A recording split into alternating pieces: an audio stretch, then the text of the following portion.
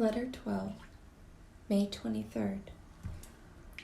Having climbed to the peak of the mountain and drowned in a valley of tears, I've experienced too much trauma, but having overcome it, I can live honestly and with dignity, no more self-criticism. I can become my best self, a person I can admire. I can't assume anyone else will ever love me more. What shoes stowed upon me was already too much. I can't excuse it as luck and expect luck to bring me another beloved while I go on kidding myself it's still possible for me to care for another. That there's something else out there I want, and life needs me to express a relationship again. I'm clear about what my heart really wants and whose home it wishes to return to. A purity, that's what I want from life. To devote myself to a lover, a teacher, a profession, an organization, a way of life. This is how I want to live. Sincerity, courage, and honesty will deliver humanity. I've realized this since coming to France. With sincerity, courage, and honesty, one can face death, extreme physical pain, and even extreme psychological pain. One can resist persecution from individuals, society, or government. To live in preparation of adversity and finding ways to preserve your core values, this is what it means to learn how to live.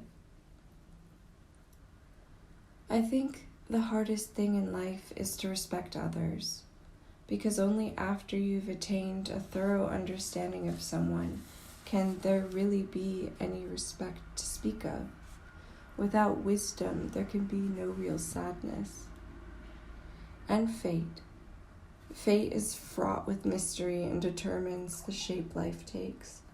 One can only overcome fate by being open to this mystery while understanding one's own unique circumstances. I must get stronger than fate, stronger than my circumstances, stronger than others, stronger than human tragedy, stronger than pain and disease, stronger than the life or death of my body, stronger than my talents. The state of being alive is the most beautiful manifestation of all that is true and good, and to die is to become absolute and eternal. Only by examining one's innermost self can will and desire merge in love. This examining one's innermost self isn't psychotherapy, isn't essentially philosophical and spiritual.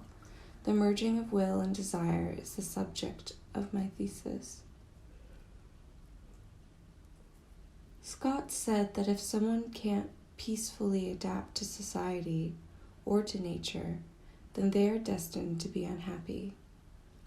Materialism, utilitarianism, possessiveness, selfishness, aggression, destructiveness, domination. I can't stand these characteristics in others. These qualities saturate society, causing me to become unhealthy and wounded, and so I run away. It's simple. I can't show my true self to people because I am other to them, and this agony warps me. Otherness prevents society from accepting your true self, so that you are powerless to be your true self.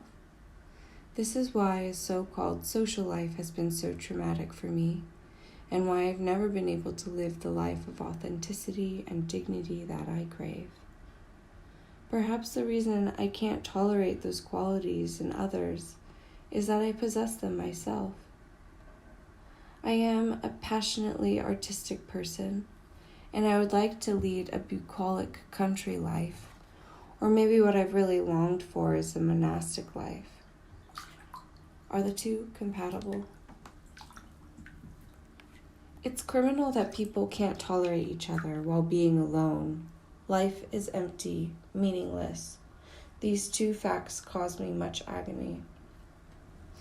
I believe there's no degree of pain I cannot bear as long as I know I want to live.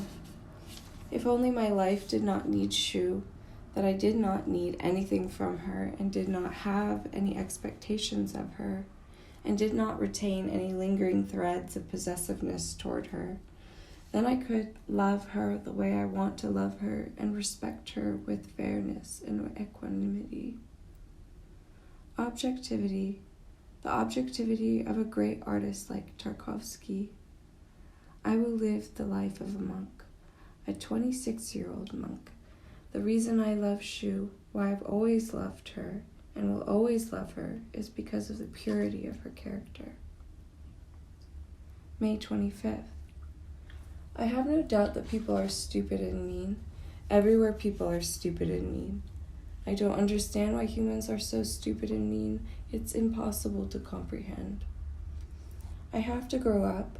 I won't be stupid and mean anymore, I promise. I've purged all the anger and resentment I could and have no cause left to purge. Neither love nor hate. I feel as if my burden has lightened, maybe from clarifying each detail over the phone. I needed to vent my resentment, and maybe Shu did too. If a couple's resentments aren't vocalized, then their love can't flow. The mutual resentment in our hearts is the main reason our love cannot move forward. Passion, is there really no hope for humankind? I don't believe it. Passion, suffering, and more suffering to bear. But you must be passionate to know how to live and find what's most meaningful to you, and know that there are those you really love. Then the pain will ease and you'll have no regrets. Only suffering and death can tell you what's real. Shu isn't mature enough yet. She hasn't suffered enough. She couldn't possibly understand what's real. It's not true that suffering linked to passion can't be overcome, that it can't be transcended. Religion, nature, sports, people, daily life, it all matters. To find the meaningfulness you want to achieve, and then you found someone you truly love, then you understand what's real and can continue to live. Tarkovsky was right. The responsibility of the artist is to stir people's hearts and minds toward loving others, to find the light and the true beauty of human nature within this love. Religion can rarely show us what fate means to concrete terms, yet everyone needs to be understood, and this understanding is found within each individual's fate. One's life journey that clarifies the way. I'm not a therapist or a philosopher or a priest. I'm an artist. If Shu came back to Paris, even for just a day, I would make her happy. So happy. All I want to do is make her happy. I want to do whatever it takes to make her happy. I want her to know that I understand her and that I love the way she loves. I'm the right person for her and for her life and soul. I want her to see that she is wrong about me and that it was a mistake for her to believe I can't make her happy. A mistake for her to believe I can't live a happy, pleasant life. A mistake for her to believe I was bound to scorn her and hurt her, and how wrong she was about my innate character. I want to give her a fuller picture of who I am completely. I want to take on my bike. I want to take her on my bike to the woods. I want to make breakfast, lunch, and dinner for her, listen to music with her before bed, read poetry to her, and while I work during the day, she can wander away and do whatever she likes until dusk when we'll walk along the Seine or stroll through the streets. I want to go to the Louvre with her and at night visit the park in Villette. I want to take her to see Angelopoulos movies and to listen to Argeric's wild concerts. I want to take pictures of us around the 4th arrondissement as we sweep the dust from the cracks of our everyday lives. If she could stay longer, I would finish my novel and write poetry for her and make art for her. I want to give her a life that inspires her and is delicate and tranquil and gentle and makes her content. Only such a life will make her happy, and only such a temperament will enrich her life. Physical intimacy isn't important. No need to process anything, nothing intense, no promises of passion or love. I've grown and reached a place where I can give her the love and life she wants. I want to feel close again on a spiritual level. Suicide. As for the sheer animosity that has split us apart, that animosity buried for a whole year deep in our hearts. As for the wrongs she's done to me this past 6 months that have wrought havoc and devastation in my life, her coldness, her selfishness, her lashing out, her indifference, her betrayal, all this has accumulated in my flesh like a lingering illness, and the scars she's left on me, my explosions, her resentment toward me deepening each day, leading to the final wrong she committed against me. I will no longer reflect to this back onto her, and if it continues, I won't let it distort my sincerity toward her, all as it hurls toward my death. Resolution in death, my resentment toward her, and lack of compassion for myself will melt away upon my death. I will unite completely with her in my death, our compassion, our love for each other. My death will be a final act of prayer for her forgiveness and repentance, a final effort to help her grow whole. Suicide. This is the exact opposite of last time.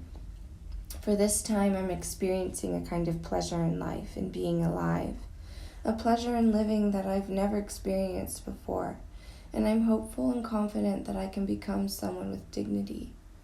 I know now why I couldn't change certain characteristics and certain things about myself, but it's not a problem anymore. Certain pathways I failed to open in the past have now opened.